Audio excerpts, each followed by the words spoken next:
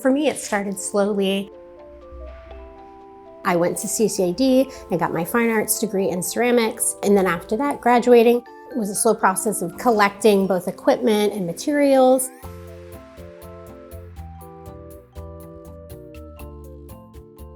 And while I was collecting those to kind of build my studio, I was working for different small businesses. I was bartending and also working for the college. And as I was doing that, I was learning things that I wasn't able to learn in the classroom setting, so such as like running a small business, the financials of running a small business, in terms of like bartending, how to talk to people, how to engage with people. It was a lot helpful in sales. So yeah, that's kind of how it happens.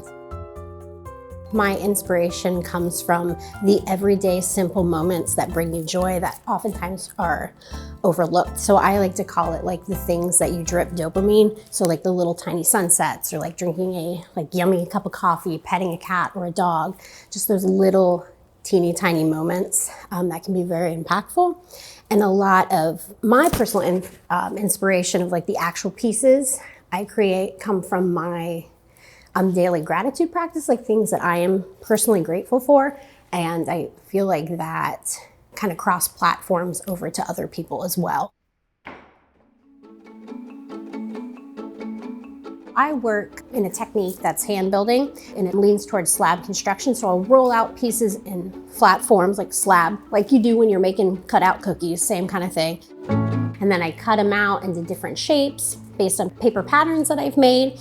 And then I will take those slabs and transform them into three-dimensional forms. And then once I do that, they dry a little bit, and then I will add the color, the terracig, paint that on, carve that, and then fire it.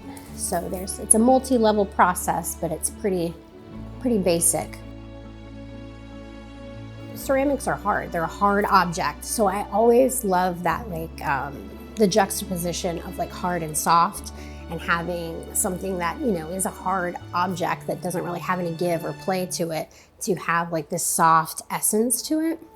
So I achieve that with the hand-built nature. So it's all going to be kind of like perfectly imperfect, and then with the color palette as well. I make all my own glazes and all my own slips, so then I'm able to do a different color palette than you're gonna find in underglazes or traditional ceramic glazes. So I wanted, in one, my color palette to stand out, to be totally different, and two, to also work and coincide with thematically what I'm trying to do. Say I'm gonna do like a new style of mug. It's like, okay, I'm gonna do a different shape of mug. How does that relate back to what I'm already making? Does it make sense in the collection? What other designs can I do on it? So it just kind of is a, let's do some new, but let's also reach back to the collection so it makes sense altogether. My favorite part is the connecting with different people. So the ceramics community is a wonderful community to be in. It's very exploratory, it's curious. So I love being a part of that community, and I love being a part of like the larger artist community. And by running a small business, I'm able to sustain myself like financially in that community and be able to do what I love full time.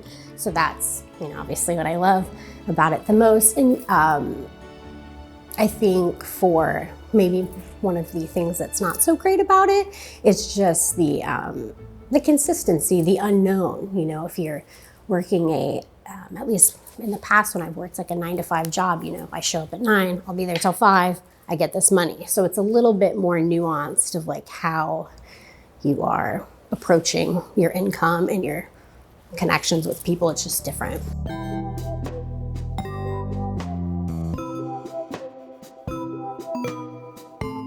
Like the wall says, I hope that it sparks a little bit of joy and has those like tiny moments where, because they're seeing that in me and in my work, that it gives them an invitation to incorporate that into their everyday life and connect back with themselves.